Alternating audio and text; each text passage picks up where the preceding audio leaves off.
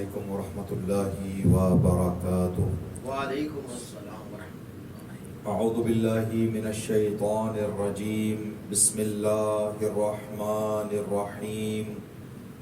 الحمد للہ المتفرد بالکبریاء، واشہد انہ متوحد بتدبیر الارض والسماء، واشہد ان محمدا المبعوث رحمۃ للورى اکمل الامناء افضل السفراء خاتم الانبیاء ابو القاسم محمد، اللہم صل علی محمد وآل محمد واشہد ان امیر المؤمنین علی بن ابی طالب وأئمة المعصومین صلوات اللہ علیہم اجمعین هم المحجة البیضاء ومنقذ البشر من الضلالة والأعمى الذين أذهب الله عنهم الرجس وطهرهم تطهيرا۔ اللہم صل علی محمد وآل محمد اللهم إنا نرغب إليك في دولة كريمة تعز بها الإسلام وأهله وتذل بها النفاق وأهله وتجعلنا فيها من الدعاة إلى طاعتك والقادة إلى سبيلك، وترزقنا بها كرامة الدنيا والآخرة واللعنة على أعدائهم من الجن والإنس أجمعين۔ عباد الله، أوصيكم وأوصي نفسي بتقوى الله۔ قال الله تبارك وتعالى في كتابه الكريم، بسم الله الرحمن الرحيم، إن أكرمكم عند الله أتقاكم۔ نماز گزاران محترم نماز مقدس جمعہ، سب سے پہلے اپنے نفس پھر آپ تمام حاضرین مومنین کی خدمت گرامی میں تقوی الہی کی دعوت اور سفارش پیش کرتے ہوئے خدا تبارک تعالیٰ سے دعا گو ہیں کہ اللہ جس نے ہمیں اپنے فضل و لطف و کرم سے اس عظیم عبادت میں شرکت کرنے کی توفیق عطا کی، ہمیں مزید توفیقات سے نوازتے ہوئے اس عبادت کا بنیادی مقصد اور پیغام تقوی الہی کے دامن کو تھام کر اپنی دنیا اور دین کو آباد اور کامیاب کرنے کی ہمیں توفیق عطا فرمائے۔ تقوی کا آسان معنی یہ ہے کہ انسان جہاں تک ہو سکے اپنے آپ کو گناہوں سے دور رکھے، گناہوں سے بچائے رکھے، اور واجبات میں انسان پیش رہے اور واجبات اور اپنے فرائض کو انجام دیتا رہے۔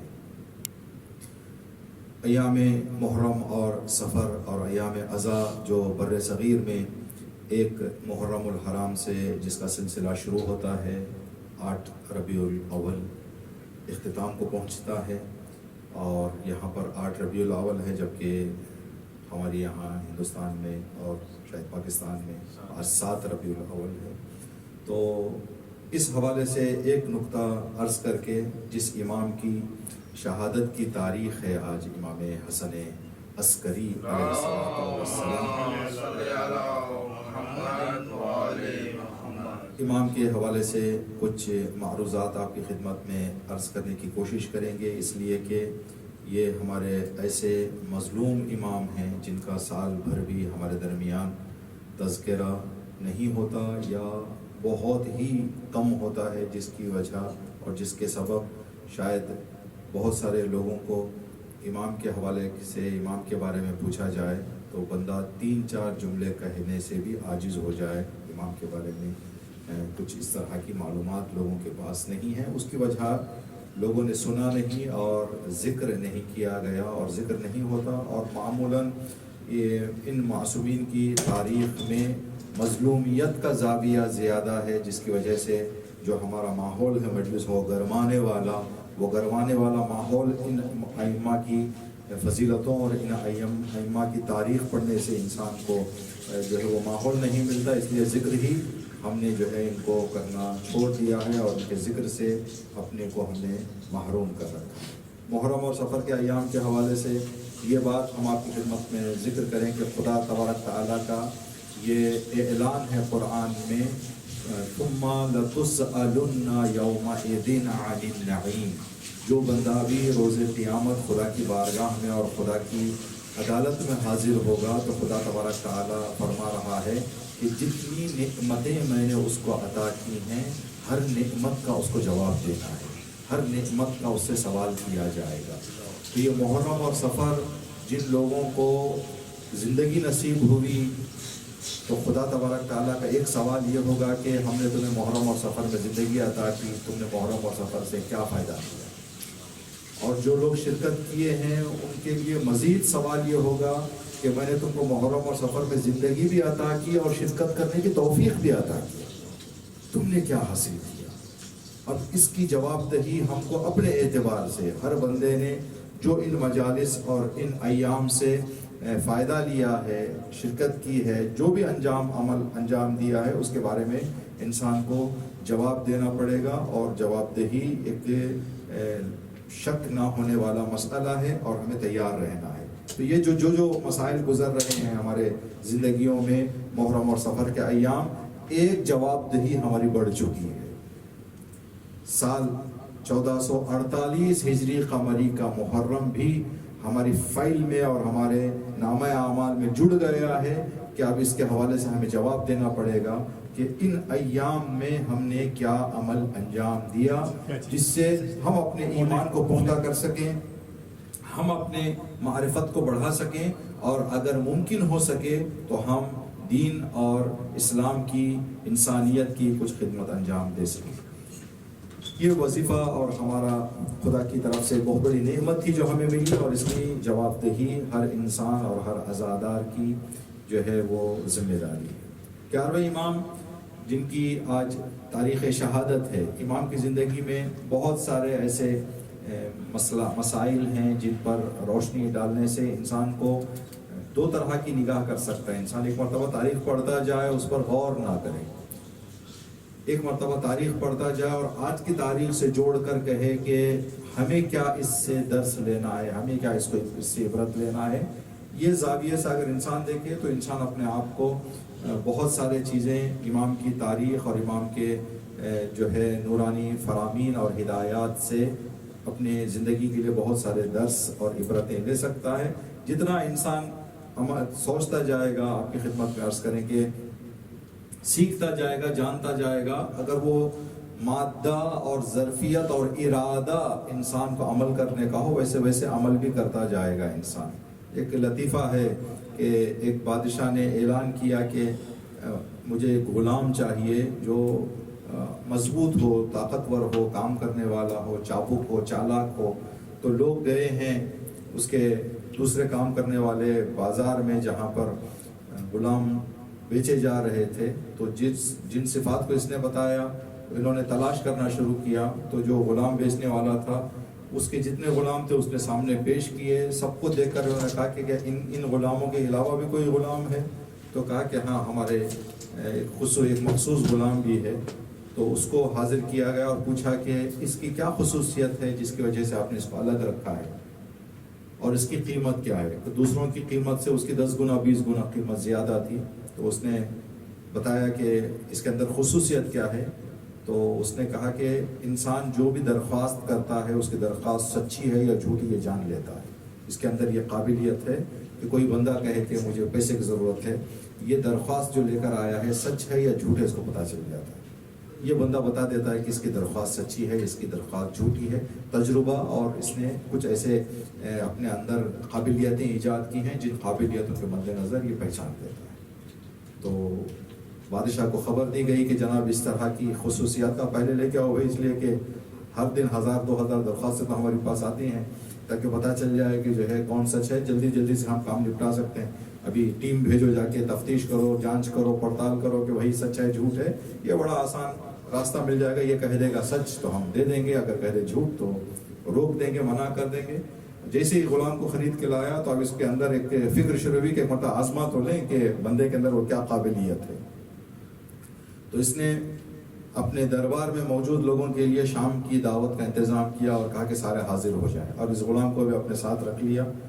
کھاتے ہوئے جو لوگ دعوت میں تھے وہ کہتے تھے کہ بادشاہ صاحب پانی نہیں ہے دسترخوان پہ, پانی ملے گا؟ تو یہ آہستہ سے کہتا تھا یہ پانی جو پوچھ رہا ہے صحیح ہے, جھوٹ؟ تو کہتا جھوٹ, اس کو پانی کی حاجت نہیں ہے, بیکار کا مانگ رہا ہے. تو بادشاہ توجہ نہیں کرتا ان کے جواب پہ, ان کی درخواست پہ. تو دوسرا بندے نے کونے سے ہاتھ اٹھا کر کہا بادشاہ صاحب دسترخوان پہ پانی نہیں ہے, پانی ملے گا؟ تو اس نے اشارہ کیا, کرنے جھوٹ ہے. 4-5 لوگوں کا جواب بھی جو یہی جھوٹ نکلا. ایک بندے نے کہا بادشاہ صاحب پانی ہے, ابھی اس کو دیکھ ہی رہا تھا کہ سچ ہے یا جھوٹ ہے. تو وہ اٹھ کے چلا گیا جہاں پر پانی کا نل وغیرہ تھا. تو اس نے کہا نوکر نے, غلام نے, کہ یہ سچ ہے, یہ سچا, سچ میں پیاسا ہے. کہا کیسے پہچان گئے تم؟ وہ 5 لوگوں نے کہا کہ پانی چاہیے, تو تم نے کہا نہیں. کہا کہ وہ لوگ پانی مانگ کے پھر کھا رہے ہیں, اگر ان کو صحیح میں طلب ہوتی تو جیسے یہ اٹھ کے گیا ویسے اٹھ کے جاتا. جس طرح سے اس کے اندر وہ شدت تھی پیاس کی, تو اس نے سوال کرنے کے بعد عمل بھی کرنا شروع کیا. تو جہاں عمل نہ ہو وہاں جھوٹ ہے. تو یہی بات ہماری زندگیوں میں بھی ہے کہ ہم روایات, ہدایات پڑھتے جائیں, سنتے جائیں, اگر وہ عمل نہیں ہے تو ہمارا سننا بھی کوئی معنی نہیں رکھتا, ہمارا پڑھنا بھی کوئی معنی نہیں رکھتا. کہتے ہیں کہ کسی ہم جیسے ممبر پر آنے والے, مائک پر آنے والے کسی کے گھر مہمان ہو گئے, بندے خدا کی صبح کی نماز قضا ہو گئی, 1 دن 2 دن 3 دن, جس گھر میں رکا ہوا تھا بچوں نے دیکھا کہ بھئی ممبر پہ جا کے تو بہت اچھی باتیں کرتے ہیں, یہ مائک پہ آ کے تو بہت اچھے منقبتیں قصیدے پڑھتے ہیں. بندے خدا 3 دن سے صبح کی نماز نہیں ہے اس بندے کی.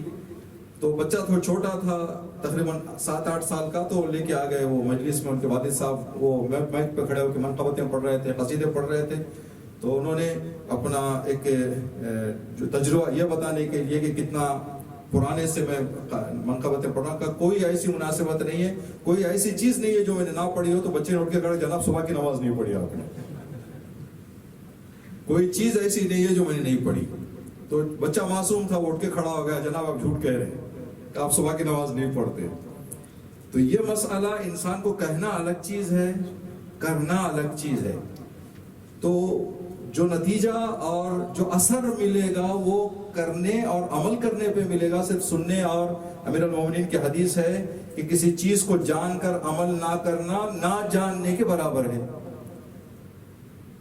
مثال کے طور پر آپ کی خدمت میں عرض کریں, ابھی ادھر لکھا ہوا کہ کیمرہ جو ہے کیچ نہ کریں. اگر کوئی بندہ آئے نہ دیکھے اور کیمرہ پکڑنا شروع کر دے, اس کو بتایا جائے گا کہ بھئی ادھر لکھا ہوا ہے کہ آپ ریکارڈنگ نہ کریں. اور کوئی بندہ دیکھے, پڑھے, اس کے بعد بھی ریکارڈ کرے, دونوں میں فرق کیا ہوا؟ ایک بندہ جس نے دیکھا نہیں, جانا نہیں, وہ بھی ریکارڈ کر رہا ہے, اور جو بندے نے دیکھا اور پڑھا وہ بھی ریکارڈ کر رہا ہے, تو دونوں برابر ہو گئے نا. تو امیر المومنین نے فرمایا کہ جان کر عمل نہ کرنا نہ جاننے اور جاہل ہونے کے برابر ہے. تو ہم جتنی معلومات ان مجالس اور ذکر سے حاصل کر رہے ہیں, اگر اس کو جامع عمل میں نہ لے کے آئے تو نہ جاننے کے برابر ہے. اور نہ جان کر ایک ہماری جو ابھی ابتدا میں ہم نے ذکر کیا ذمہ داری بڑھ جائے گی.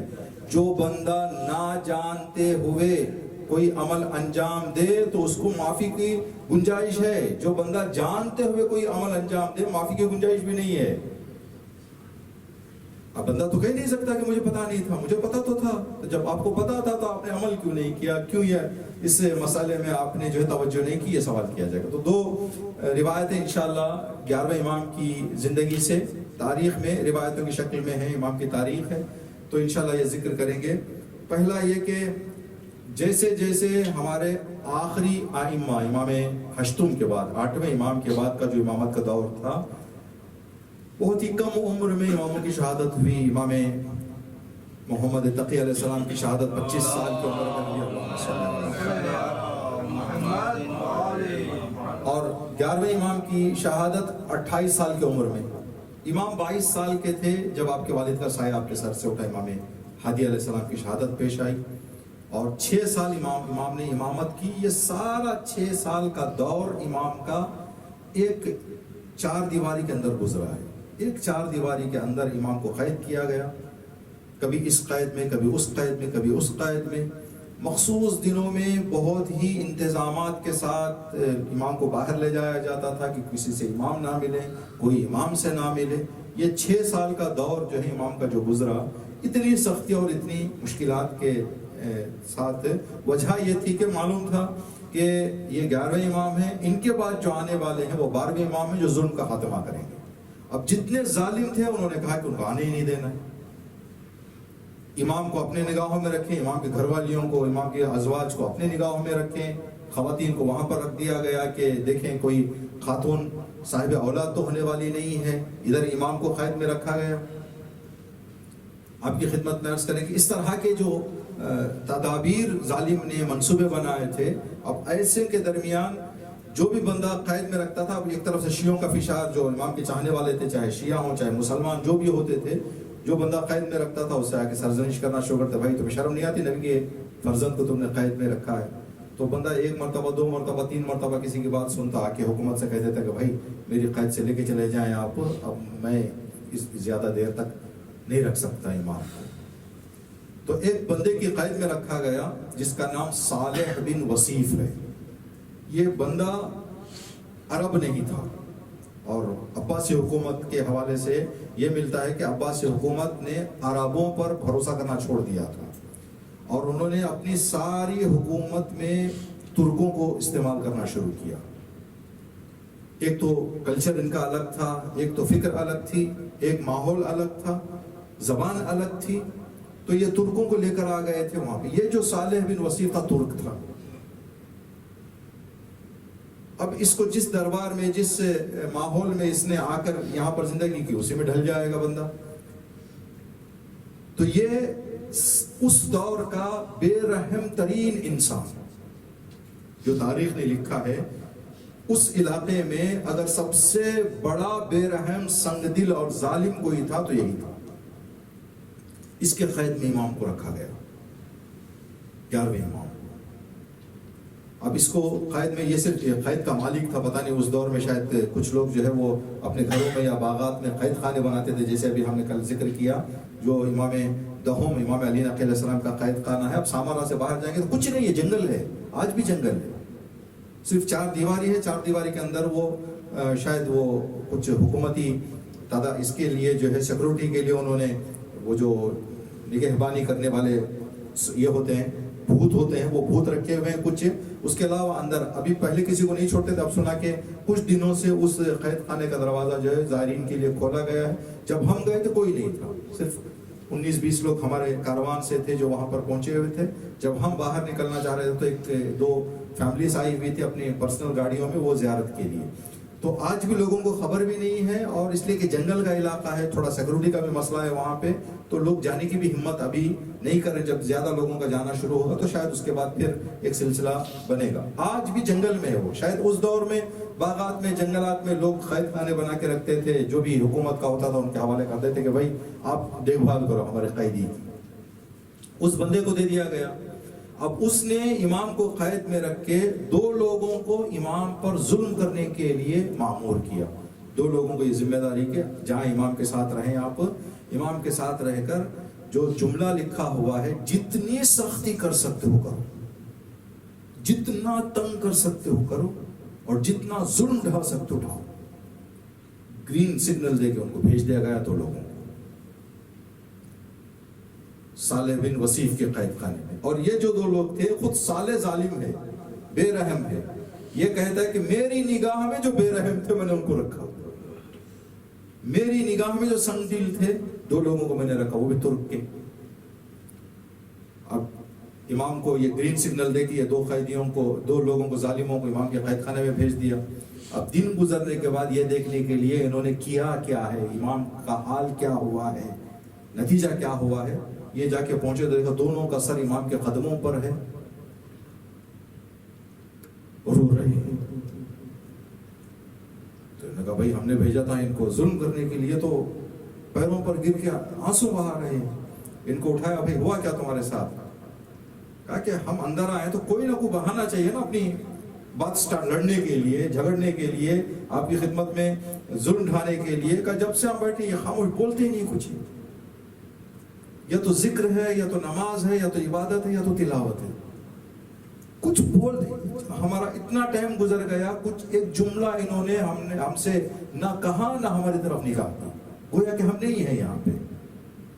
اور ہمیں یہ احساس ہوا کہ جو بندہ ہم جیسے دو جسہ رکھنے والے، عظیم باڈی رکھنے والے قید میں آئے ہیں، ظالم کی قید پتہ ہے، ظلم کرنے کے لیے آئے پتہ ہے، اس کے باوجود بھی اتنی اطمینان سے بیٹھا ہوا ہے. تو ہمیں پتہ چلا کہ بھائی آرام کسی اور جگہ پہ ملنا والا ہے، اس راستے پہ نہیں ہے جس راستے پہ ہم چل رہے ہیں.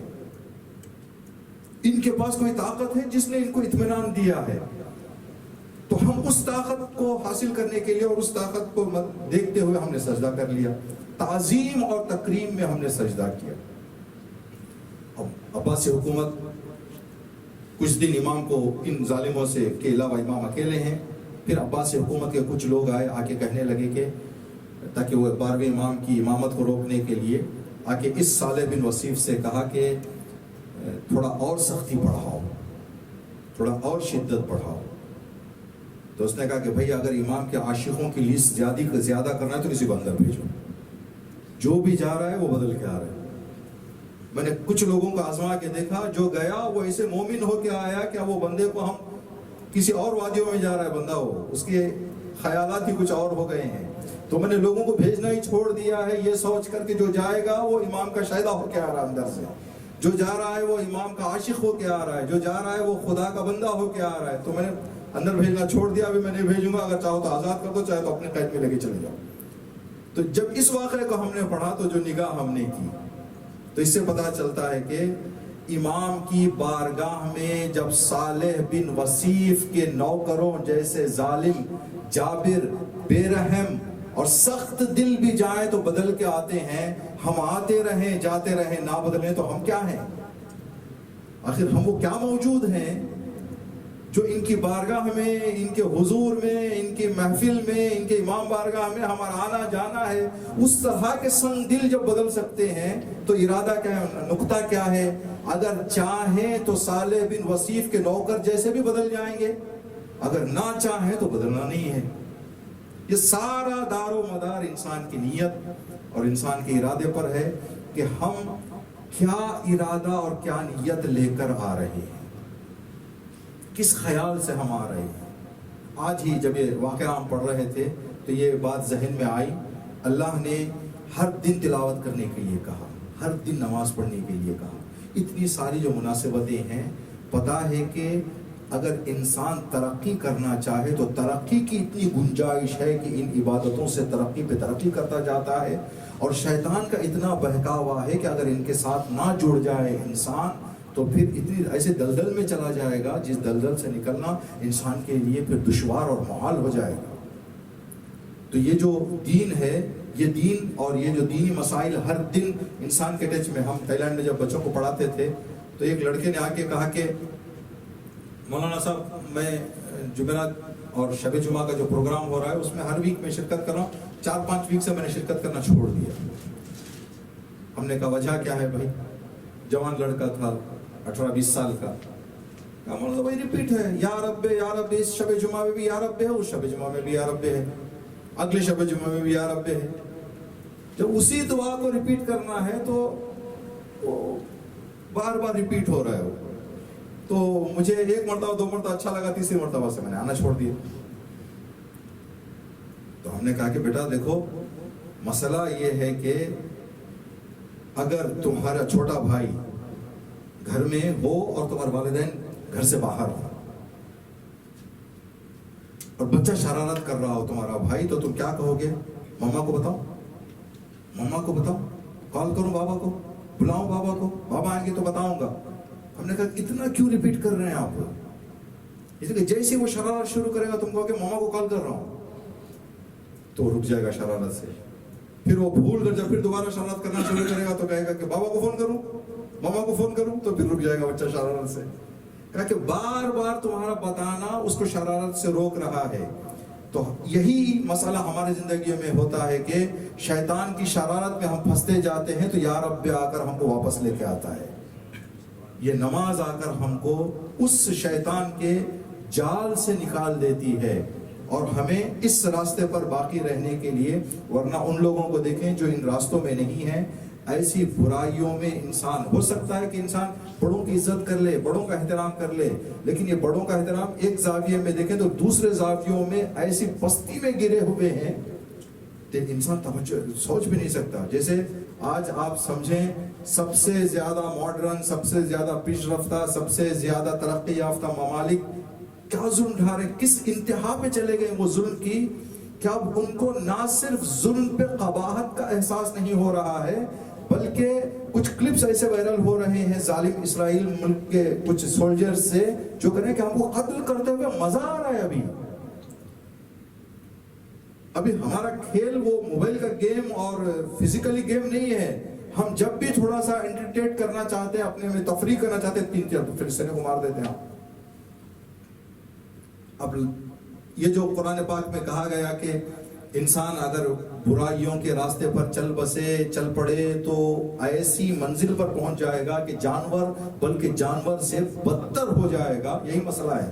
ابھی شیر کو آپ جتنا بھی بھوکا شیر ہو 1000 ہرن کے سامنے لے جا کے کھڑا کر دے, 1 کو کھائے گا, 2 کو کھائے گا, پھر ساری ہرن اس کے اطراف گھومتے بھی رہیں گے تو کسی پر آنکھ اٹھا کے نہیں دے گا, اس لیے کہ جتنی اس کی بھوک تھی اتنی بھوک اس کی ختم ہو گئی ہے. یہ ایسا بے رحم انسان ہے کہ قتل پہ قتل, غارت پہ غارت, ابھی ایک ملک سے ہٹ کر دوسرے ملک سے ہٹ کر تیسرے ملک. اور یہی بات ہے کہ یہ جو واقعہ ہے, اس واقعے سے آج بھی ہم کو پتا چل رہا ہے, آج بھی ہم کو اس بات کا یقین اور احساس ہوتا ہے کہ ظالموں کی ایک پالیسی یہ ہے کہ بڑے ظالم اور جابر کو کسی کے سامنے لے جا کے رکھ دے تاکہ اس کے ہیبت اور اس کے ڈر سے انسان اگر ایمان میں کمزور ہے تو میدان چھوڑ کر چلا جائے. تو امام نے ثابت کیا کہ خدا پر جن کا ایمان مضبوط ہوتا ہے وہ کسی کشتی سے ڈرنے والے نہیں ہیں.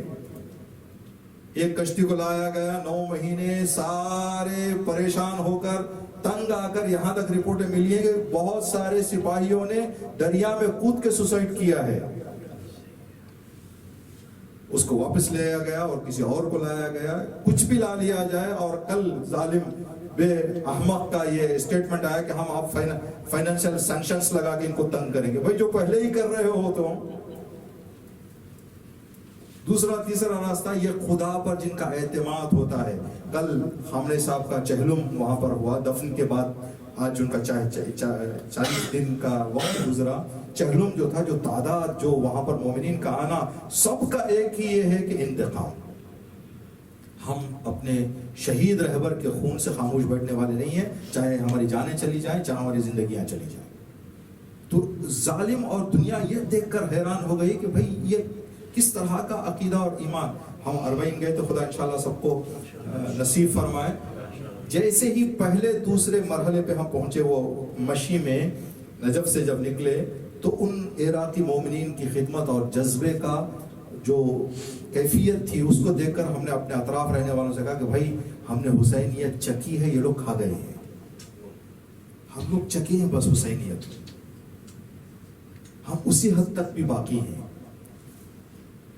اب ان لوگوں کے جو سائن لکھے ہوئے تھے اپنے موقف کے اوپر, جو جملے انہوں نے لکھے ہیں, ہر جملہ انسان کے دل پہ اترنے والا اور انسان کے دل کو نرم کرنے والا, اگر عربی تھوڑا سا بندہ جان لے. ایک ہر موقف کے سامنے لکھا ہوا ہے, خدمت زوار شرف لنا, زوار امام حسین کی خدمت ہمارا شرف ہے, ہمارا افتخار یہ ہے کہ ہم امام حسین کے زوار کی خدمت انجام دے رہے ہیں. کربلا کی پریونسی جو تھی اس کے اندر جو انٹری ہوئے تو چیک پوسٹ تھا وہاں پہ, جتنے زائرین جا رہے تھے سب کو چیک کر رہے تھے. وہ چیک تو ہو رہے تھے ہم, لیکن اوپر بورڈ لگا ہوا تھا جس پر ہماری نگاہ گئی اور بہت ہی, تو انہوں نے کہا کہ جانچنا مجبوری ہے, ہمارے دلوں میں آپ کی محبت ہے, آپ کی تلاشی ہماری مجبوری ہے, لیکن یہ نہ سمجھیں کہ ہم آپ کے سختی کرنے کی وجہ سے جانچ رہے ہیں. اوپر لکھا ہوا ہے کہ جانچنا ہماری مجبوری ہے اور ہمارے دلوں میں آپ کی محبت ہے. کبھی کبھی جانچتے جانچتے وہ لوگ رو رہے تھے. امام حسین علیہ السلام کے روزے پہ جب پہنچے تو وہاں پر بین الحرمین یہ بورڈ ہم نے دیکھا لکھا ہوا تھا، اے آزادارو ایسے کام کرنے سے پرہیز کرو جس سے حسینیت کو تکلیف پہنچے. بین الحرمین لکھا ہوا تھا. اور اسی سال آپ نے دیکھا ہوگا جو بھی ہوا خدا بہتر جانتا حقیقت کیا ہے. ایک ایسے بندے کو وہاں پر جو ہے جا کے نوحہ پڑھنے کے لیے دعوت دیا گیا کربلا میں امام حسین کے حرم کے سامنے، جو شاید پروفیشنل سنگر ہے، کوئی سنگر ہے. دیکھا ابھی صحیح کیا ہے حقیقت کیا ہے، بس ہم نے کچھ ریلز اور کلپس دیکھے. یہ وہ چیزیں ہیں جو ہو سکتا ہے کہ آزاداری اور حسینیت کو ان سے فائدہ پہنچ رہا ہے، بندے میں انقلاب آ رہا ہے، وہ جیل کے اندر جا کے مومن بن کے آ رہا ہے، کربلا پہنچ کے مومن بن کے آ رہا ہے، تو بہت اچھی بات ہے. لیکن واپس جانے کے بعد بھی بندہ وہی سلسلہ وہی چیز اپنا کنٹینیو کرتا رہے تو پھر 4 لوگوں کو زیادہ ہمیں اس دستے میں لانے کے لیے، اس پروگرام میں شرکت کرنے کے لیے ایسے لوگوں کا استعمال کرنا ہے، حسینیت کے لیے نقصان ہے. یہ تو بورڈ لگا ہوا تھا بین الحرمین، جس کی فوٹو ہم نے لی، موبائل چینج کرنے کی وجہ سے وہ والے موبائل میں رہ گیا. اس کی تصویر ہم نے لی کہ اے آزاداران امام حسین ایسا کام کرنے سے پرہیز کرو جس سے حسینیت کو نقصان پہنچے. ایک اور جملہ لکھا ہوا تھا وہاں پر کہ اے حسین کی غربت پہ رونے والوں، آج وارث حسین کی غربت کا خیال کرو. آج تمہارے زمانے کا امام غریب ہے، تو کتنا اپنے زمانے کے امام کو یاد کر رہے ہو. کل حسین نے جب حلم ناصر کی آواز بلند کی تھی، جو تیار تھے وہی گئے تھے، جو تیار نہیں تھے وہ یا تو نہیں گئے یا تو سوچتے رہ گئے کیا کرنا ہے. کہا کہ آج کے حسین کی غربت کا خیال رکھتے ہوئے اپنے آپ کو تیار کرو، تاکہ آج کا حسین اگر ظہور کر جائے تو کہیں تم سوچتے نہ رہ جاؤ کہ جاؤں یا نہ جاؤں. اگر جاؤں تو امام کو منہ کیا دکھاؤں، امام کے سامنے کیا چہرہ لے کر جاؤں. تو یہ جو مسئلے ہیں یہ دنیا میں آج بھی ہو رہے ہیں. ظالموں کا دھمکی دینے کے لیے، ڈرانے کے لیے، کسی دیندار کو حیبت میں ڈالنے کے لیے لایا جاتا ہے. لیکن جتنا خدا پر انسان کا اعتماد اور عقیدہ مضبوط ہوتا ہے اتنا انسان اس راستے میں اور ثابت قدم رہتا ہے اور زیادہ اس پر مضبوط ہو جاتا ہے. دوسری روایت بہت مختصر سے کہ وقت دامن میں گنجائش نے عرض کر کے اپنی بات کو ختم کریں. 11ویں امام کے زمانے میں مدینے میں، شاید کوفہ یا مدینہ کسی علاقے میں، ایک سید اماموں کی نسل کا، چھٹے امام کی نسل سے، اس لیے کہ 11ویں امام کا زمانہ تھا تو چھٹے امام کی تیسری چوتھی نسل جو ہے چل رہی تھی اس وقت، امام کے پوتے پڑ پوتے اور وہ آ چکے تھے. تو ایک بندہ امام کے فیملی سے، امام کے گھرانے کا، دوستوں کے یا شیطان کے بہکاوے میں آ کر گناہ کرنا شروع کر دیا، اور گناہ بھی کھل کے. تو امام نے اپنا وکیل وہاں پر رکھا تھا جن کی ذمہ داری یہ تھی کہ مومنین کے مسئلے مسائل سوال جواب جو بھی ہوتے ہیں وہ کلیکٹ کریں، کلیکٹ کر کے سال میں ایک مرتبہ یا 6 مہینے ایک مرتبہ، 5 مہینے ایک مرتبہ امام کی خدمت میں حاضر ہو کے وہ سارے مسائل امام کے سامنے پیش کرتے اور امام سے جوابات لے کر جاتے. تو وہ بندہ جو امام کا وکیل تھا، امر بالمعروف اور نہی عن المنکر کرنے کے ارادے سے کہ بندہ جو ہے تھوڑا سا اسے بے رخی دکھائیں تو شاید سوچے کہ بھائی امام کا وکیل میرے سے جو ہے زیادہ محبت کا اظہار نہیں کر رہے ہیں تو بندہ صحیح راستے پہ آ جائے. تو وہ بندہ جو اہل بیت کے گھرانے سے جڑا ہوا، گناہگار تھا، لیکن 4-5 نسل گزرنے کے بعد تو آیا اس وکیل کی خدمت میں، تو اس نے منع کر دیا ملاقات سے کہ میں آپ کو اندر آنے کی اجازت نہیں دوں گا. تو شاید بندہ کچھ مشکل میں تھا، کسی مجبوری میں تھا، کچھ مدد مانگنے کے لیے آیا تھا، وہ اداس ہو کے روتے ہوئے غمگین ہو کے چلا گیا. اب جب اس بندے کی ملاقات کا ٹائم آیا، یہ آیا سامارا وکیل امام کا، امام کی خدمت میں پہنچ کے، امام کا وکیل تھا، بہت سارے امانتیں لے کر آئے تھے. دروازہ کٹکھٹایا، غلام نے جو وہاں پر سیکورٹی تھی انہوں نے پوچھا کون؟ کہا کہ امام سے کہو کہ آپ کا وکیل آئے ہیں. تو اندر سے امام کا جواب آیا کہ ان سے کہہ دو کہ میں آپ سے ملنا نہیں چاہتا، میں آپ سے ملاقات نہیں کرنا چاہتا. وہ دروازے پہ بیٹھ گیا، گڑ گڑاتے روتے، مولا کیا غلطی ہو گئی مجھ سے کہ جس کی وجہ سے آپ نے مجھے اندر آنے سے منع کر دیا، ملاقات سے منع کر دیا. تو امام کا پیغام پہنچا، اس لیے کہ تو نے ایک سید کو منع کر دیا تھا. وہ گناہگار ہے صحیح، لیکن تمہیں اس کی سیادت پر کوئی بات نہیں ہونی چاہیے. ہو سکتا ہے آئندہ بندہ توبہ کر لے، ہو سکتا ہے اس کے دوسرے مسائل کسی اور طریقے سے معاملہ ہو جائے، تو تمہیں اس کے اس مسئلے کا خیال رکھتے ہوئے اس کی توہین اور اس کو اپنے در سے واپس نہیں بھیجنا چاہیے تھا. ہاں مولا میں معافی چاہتا ہوں. جب واپس آنے کے بعد بہت سارے لوگ اس سے ملاقات کرنے کے لیے آئے. تو وہ بندہ بھی آیا, سب کے لیے بیٹھے ہوئے, تو اس کے احترام میں کھڑے ہو گئے, اپنی جگہ پہ بٹھایا. کہا کہ میں کوئی خدمت آپ کی کر سکتا ہوں؟ تو اس نے کہا کہ بھائی آپ کے جانے سے پہلے اور آنے کے بعد بہت میرے ساتھ آپ کا برتاؤ الگ ہو گیا. کہا کہ آپ کے بارے میں امام نے یہ فرمایا. تو وہیں سر رکھ کر رونے لگا کہ میرا مولا کتنا میرا خیال کر رہا ہے. کیا یہ انصاف ہے کہ جو مولا میری عزت کا خیال کرے, میں ان کے راہ ان کا ماننے والا اور ان سے تعلق رکھنے والا ہوتے ہوئے گناہوں میں جاؤں؟ اپنے گناہوں سے رک کے بندہ اتنا پاک ہو گیا کہ آج معصومہ خون کے روزے میں اس کی قبر ہے. یہ ہوتا ہے انسان میں انقلاب, یہ ہوتا ہے انسان کے یہ جو مسئلے ہیں اس نتیجے تک پہنچنے کے لیے اہل بیت کے در سے جوڑا جا رہا ہے ہم کو, تاکہ کوئی اس طرح کا بن کے نکل جائے اور اہل بیت اپنی جوار میں اس کو جگہ دے. خدا تبارک تعالیٰ سے دعا ہے کہ پروردگارہ ہم سب کو اپنے عبادتوں سے, اپنی مجالس سے, محافل سے, ذکر سے تو جیسے چاہتا ہے ویسے استفادہ کرنے کی توفیق عطا فرما. پروردگار حتی المقدور ہم سب کو گناہوں سے بچ کر اپنے زمانے کے امام کو خوش کرنے والی زندگی کرنے کی توفیق عطا فرما. امام کا جلد از جلد ظہور فرما, ہم سب کو امام کے ناصروں میں شامل فرما. بسم اللہ الرحمن الرحیم. انا اعطیناک الکوثر فصل لربک وانحر ان شانئک هو الابتر.